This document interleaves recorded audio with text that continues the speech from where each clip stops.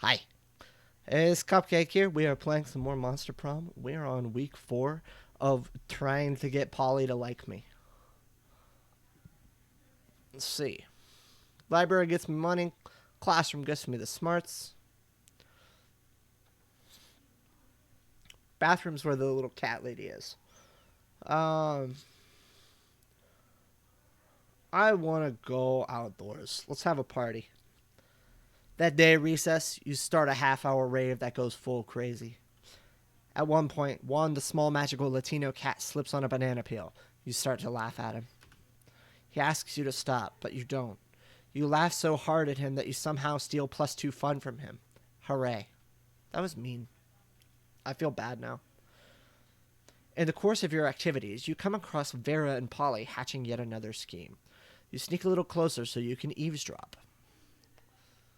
Listen, this has to be a fruitful partnership so far. This has been a fruitful partnership so far in terms of making people look like imbeciles. But I think it's time we monetize. Sick burns don't buy fresh outfits.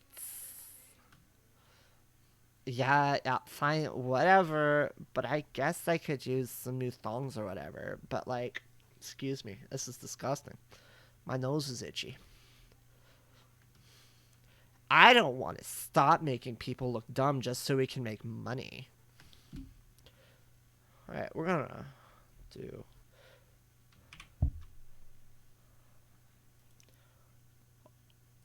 Hello! I'm back. Sorry, I had to mess with my nose and I didn't want y'all to see that. Uh, I don't want to sell out. Personally, I can't wait to sell out. But you have a point. We can't sacrifice our brand. The question, of course, is how do we do both?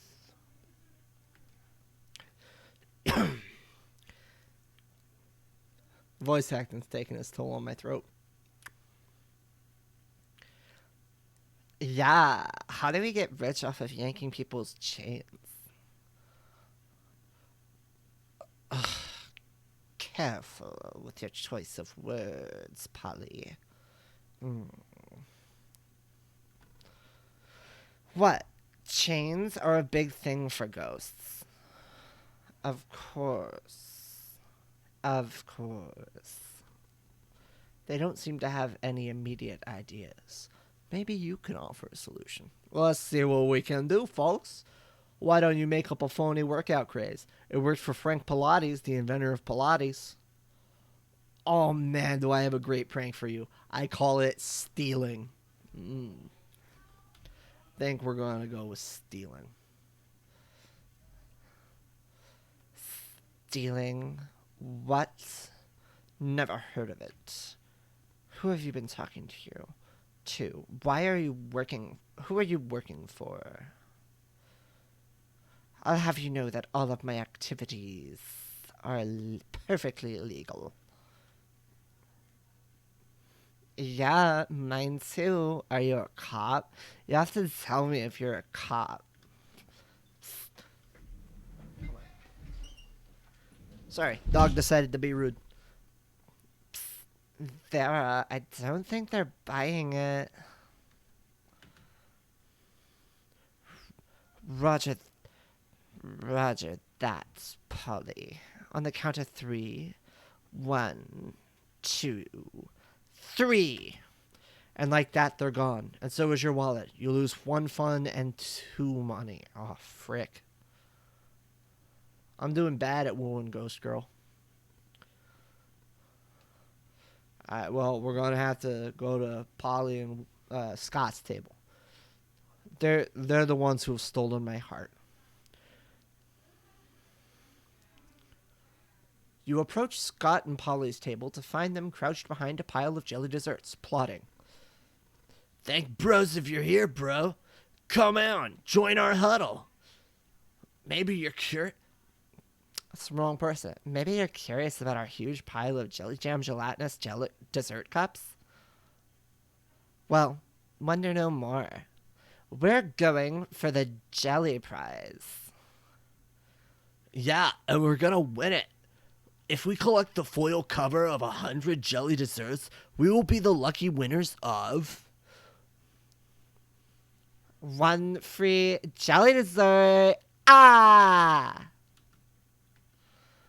But right now we're stuck. We've only got 99. That means we need. One more, Scott. We need one more. We need one more. You'd give them your jelly dessert, but you already threw it at a bird person you hate. You guess you've got to make a choice. Steal the dessert from the factory. But isn't stealing wrong? No, no, Scott. That's a myth. Like hangovers and the afterlife. But if the afterlife isn't real, why are you a ghost? Scott's been hitting the blunt too many times. There's no time for metaphysics, Scott. We've got a heist to plan. No. Coach says stealing is wrong unless you were stealing a ball or a base or a victory from the jaws of defeat. Actually, it seems like sports is mostly about stealing. Well, that settles it. Time for stealing. One fake bus, one real woolly mammoth, and a brutal running gun battle later, you finally secure one illicit jelly cup, which you turn in along with your 99 other jelly cups for one free jelly cup. We did it, boys and girls, ladies and gentlemen, children of all ages, and non-binary persons. Scott is too upset by all the violence, so you split your free jelly cup with Polly. Worth it.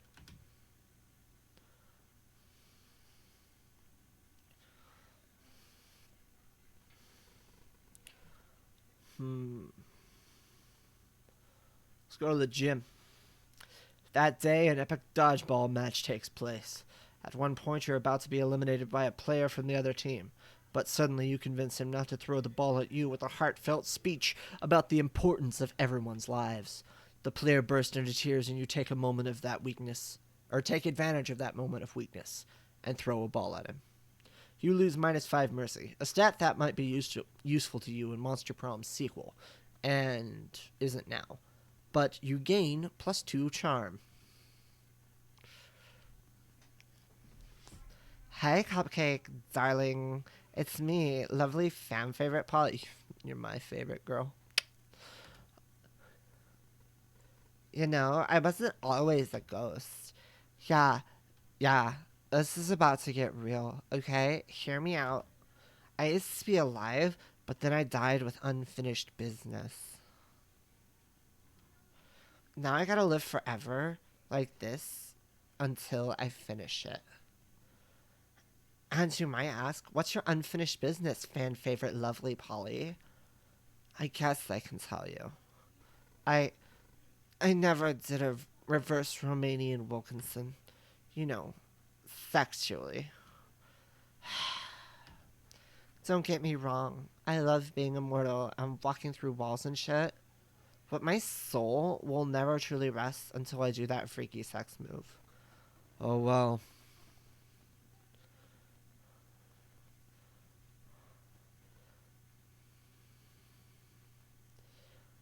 I've done that. I've done that loads of times.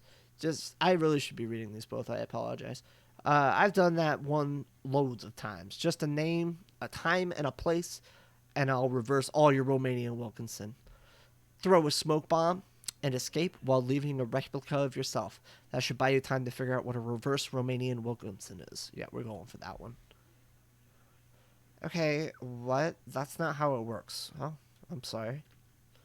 You don't reverse all over my Romanian Wilkinson. Oh, boo. I think you're trying to swallow more than you can chew. I mean, I have a feeling you don't even know what a standard what's a standard Romanian Wilkinson. Am I right?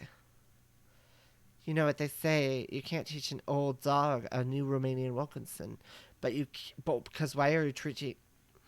Because why are you trying to have complicated, kinky sex with a dog? You're such an anti-perv that it's almost cute.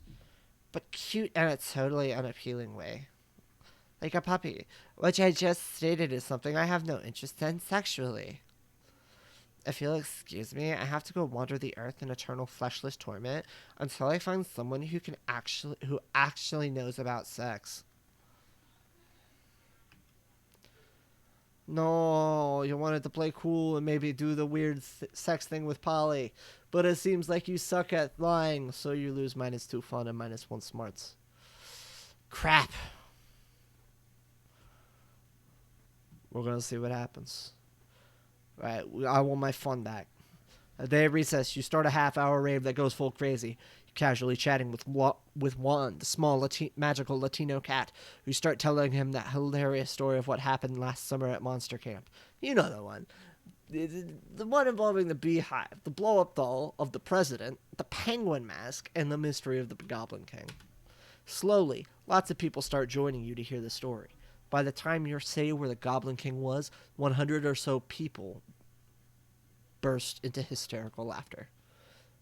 You turn on a mobile app that captures all the laughter and turns it into +2 fun. You see Polly looking unusually depressed. She's usually on hella good drugs at this time of day. You ask what's up.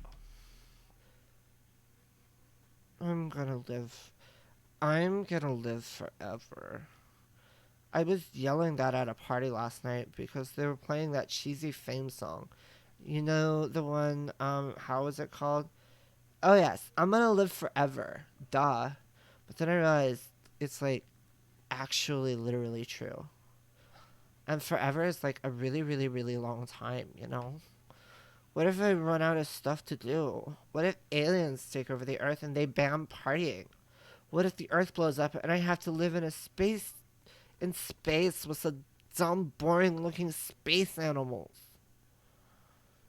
I get bored when the bus takes an extra 10 minutes to arrive. How am I ever gonna stay hyped for an eternity? Math. I'm so bad at wooing her. Just like regular math, not even double math, or Math Plus, or Methapalooza featuring Kanye West. I was bored of regular math before Breaking Bad was out of its first season. And I've been bored of all the advanced math since that time I took a bunch of Bolivian ultra math and dug a tunnel to Australia. But yeah, whatever, regular math is fine, nerd. Stung by Polly's words, you decide to try Bolivian ultra math. You end up having to invent a time machine to correct the colossal mistake. You lose 3 smarts and a good chunk of your health. I'm okay with that. Who needs to be smart, huh? I got this face. I want Polly. I love her so much. You take your seat and... If you didn't know any better, you would say that it seems like Vera and Polly are almost more interested in their phones than they are in you. And you do know better. You know that, yes, that is exactly what's happening right now. It's nothing personal, Cupcake. It's just that... Oh, no, that's the wrong voice. It's nothing personal, Cupcake. It's just that Polly and I are very engrossed in texting our financial slave. Yeah, it's pretty hard to compete with some guy whose fetish is buying you anything you want. That's my fetish, too. Not buying things for people, having people buy things for me. Duh. Good thing he's rich enough to take care of both of us. You know what they say, true friendship is sharing secrets and financial slaves. Still, I do worry that this arrangement might not be sustainable. What happens if he runs out of money? Our cash flow instantly stops. Besides, being handed everything you want on a platter, in this case the platter being an online money transferring platform, is almost boring. Yeah, I get that. It's a little less boring when you're on as much acid as I am right now, but I see what you mean. if we could somehow turn this into a business venture, then maybe it would get interesting. And we could continue to profit even after he's gone broke from catering to our every whim. I mean, how interesting do you think business actually is? Since he's so obsessed with us, we should just tell him to do something totally insane and see if he does it. I don't know. A widow giving away his money and all, and getting into hijinks is great and all, but I want to start making real money. And I think the money is fine and all, but my favorite currency is chaos. It seems like the ladies are at a very exciting crossroads.